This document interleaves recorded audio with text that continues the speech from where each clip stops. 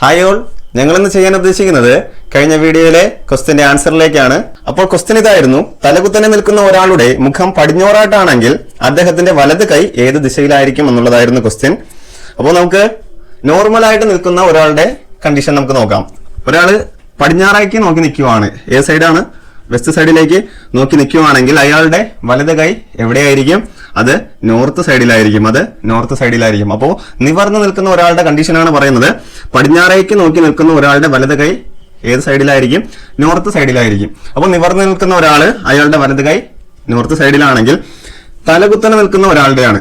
തലകുത്തനെയാണ് അയാൾ നിൽക്കുന്നതെങ്കിൽ നോർമലായിട്ട് നിൽക്കുന്നതിന് തലകുത്തനായിട്ട് നിൽക്കുന്നതിനും തമ്മിൽ 180 ഡിഗ്രി ആംഗിൾ വ്യത്യാസം ഉണ്ടായിരിക്കും. അപ്പോ തലകുത്തനെ നിൽക്കുന്ന ഒരാൾക്ക് നിവർന്നു നിൽക്കുന്ന അയാളും തമ്മിൽ 180 ഡിഗ്രി ആംഗിൾ വ്യത്യാസം ഉണ്ടായിരിക്കും.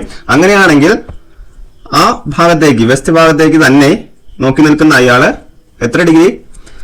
180 ഡിഗ്രി തിരിഞ്ഞിട്ടായിരിക്കും തലകുത്തനെ നിൽക്കുന്നത്. അപ്പോ അയാളുടെ വലത് കൈ ഏത് സൈഡിൽ വരും? സൗത്ത് സൈഡിൽ വരും. അപ്പോ ആൻസർ എന്താണ്?